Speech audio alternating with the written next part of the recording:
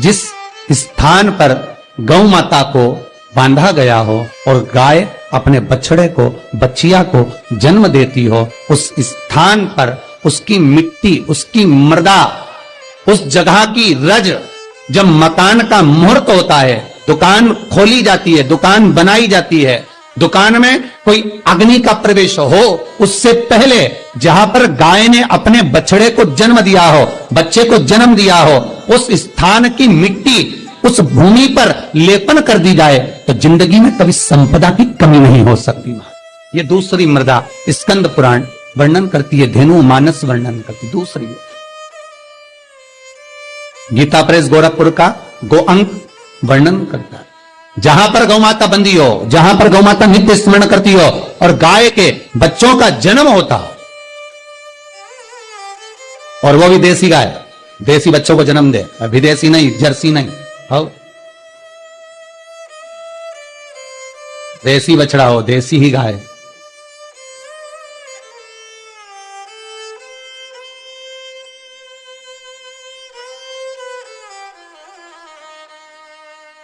महाराज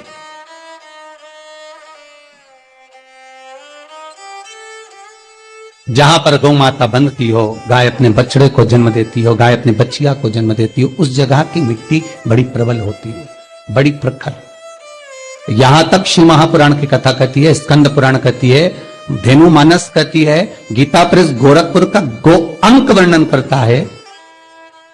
महाराज गौ माता के खुर, गौ माता के चरण जहां पर नित्य प्रति पढ़ते हो, नित्य प्रति पढ़ रहे हो, ताकि आप अपडेटेड रहें हमारे हर एक वीडियो से।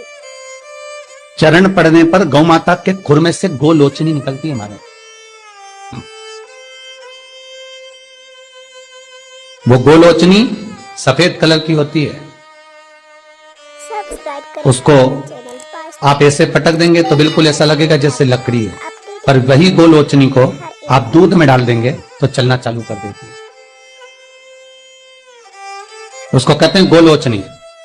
गो अंक में वर्णन है इसका, स्कंद पुराण में इसका वर्णन। जिस जगह पर गाय बछड़े को जन्म दे, बच्चिया को जन्म दे, और जन्म देते समय पर गौ माता को जब कष्ट की अनुभूति होती है, जो कष्ट जैसे एक नारी का कष्ट होता है, वैसे ही गौ माता का कष्ट होता है।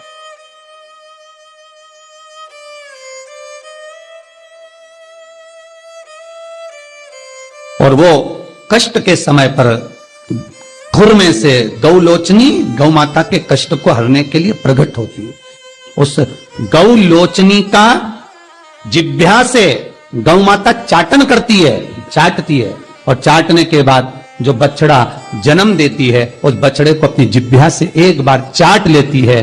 दुनिया में केवल एक गौ माता का बछड़ा ही ऐसा है कि वो गौलोचनी की जिह्वा से चाटने के बाद बछड़ा तुरंत उठ के खड़ा हो जाता है। दुनिया में एक शेर भी अपने बच्चे को जन्म दे, एक चीता भी अपने बच्चे को जन्म दे, भैंस भी अपने बच्चे को जन्म दे, एक कुत्ता भी अपने बच्चे को जन्म दे, दुनिया में कोई अपने बच्चे को जन्म देगा तो बच्चे को उठने में, संभलने में समय लगता है। पर दुनिया में केवल एक गौ माता ऐसी है कि गौ माता अपने बच्चे को जब जन्म देती है, जन्म देने के कुछ देर बाद जब वो गौ लोचनी की जिह्वा से चाट लेती है, बच्चा उठकर खड़ा हो जाता है। दुनिया में केवल एक गौ माता है। गौ लोचनी ढूंढो, हम ये नहीं कहते कि तुम गौ माता के पांव में ढूंढना प्रारंभ कर दो, आप तो मत ढूंढो। गौ लोचनी जहां गिरी है उस रज का भी बड़ा महत्व है, अर्थात गाय ने जहां बछड़े को जन्म दिया उस भूमि पर गौलोचनी पड़ी है, और वो गौलोचनी हमारे जीवन का सुख का अनुभव करा देती है।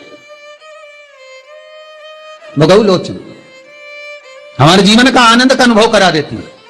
इसलिए शास्त्र कहता है कि नई दुकान बन रही हो, नया मकान बन रहा हो, महाराज नई कोई प्रॉपर्टी आपने खरीदी है और उसमें कोई व्यापार चालू करना चाहते हो, तो पहले गाय जहां पर बछड़ा बच्चिया को जन्म दिया हो, भले पहले दिया हो, पर जमीन तो वही है, रस तो वही है, वहां की मिट्टी का लेपन करने से वो सुख, वो आनंद, वो संपदा बढ़ जाती है।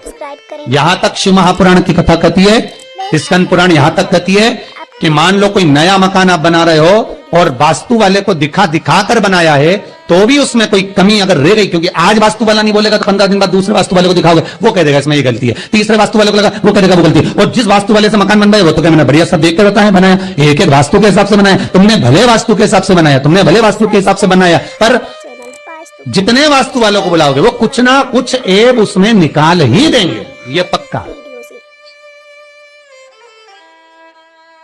निकालेंगे। तुम किसी को पत्रिका दिखाने चले जाओ, किसी को अपना हाथ दिखाने चले जाओ, तुम किसी से नक पूछने चले जाओ, तुम किसी वास्तुशास्त्री के पास चले जाओ, जब तक वो उसमें थोड़ा बहुत ऐब नहीं निकाले तो क्या मतलब कि उनकी राजनीति जो विद्या उसमें निकालना तो पड़ेगा ना। रहे हमारे हर एक वीडियो से। थोड़ा बहुत भय तो उत्पन्न करना पड़ेगा ना। पर शिव महापुराण कहती है कि शंकर के पास आने के बाद कोई भय की बात होना ही नहीं चाहिए, कुछ भी नहीं। सब्सक्राइब करें क्या दुख, क्या तकलीफ, क्या कष्ट, अगर शंकर का अनुमोदन कर रहे हो, शिव का स्मरण कर रहे हो, तो फिर सोचना नहीं है, जो होगा शंकर करेगा वो होगा।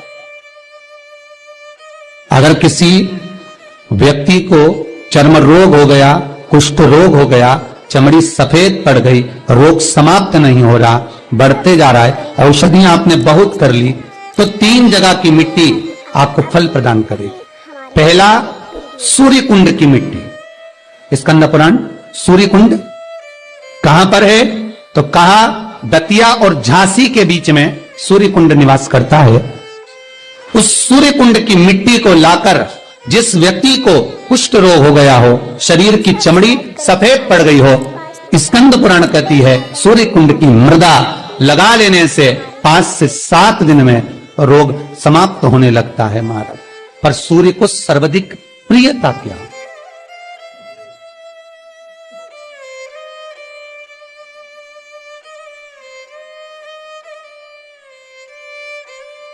सब्सक्राइब करें हमारा चैनल। सर्वाधिक प्रियता सूर्य को क्या, आप अपडेटेड क्योंकि सूर्य तपता है, तो उस तपन को मिटाने के लिए सूर्य देवता के शरीर पर गाय का घृत मला जाता है। जैसे शनि को तेल लगाया जाता है, सूर्य को घृत मला जाता है। इसलिए सूर्य कुंड का एक नियम है कि सूर्य कुंड पर से अगर हम मिट्टी लेकर आते हैं, शरीर पर लगाने के बाद जब शरीर का चर्म रोग समाप्त हो जाए, सफेद चमड़ी अपने वापिस रंग में आ जाए, तब आप जितनी कामना कर आते हैं उतना घी उस सूर्य कुंड के पास में डालना पड़ता है। 1 किलो, 2 किलो, आधा किलो, 250 ग्राम, 25 ग्राम, 50 ग्राम, जो आपने कामना करी है उतना चढ़ाना, पर वो घी गाय का होना चाहिए। और उस घी का प्रयोग कोई नहीं कर सकता। इसलिए आज भी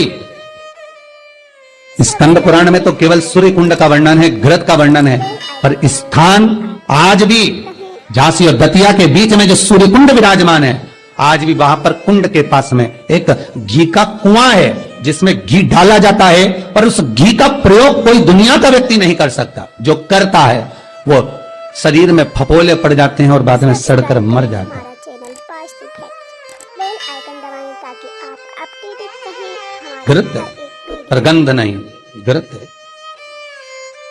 3 जगह की मृदा जीव को सुख का अनुभव कराती है। पहला सूर्य कुंड। महाराज श्री शिवाय नमस्तुभ्यं, श्री शिवाय नमस्तुभ्यं, श्री शिवाय नमस्तुभ्यं।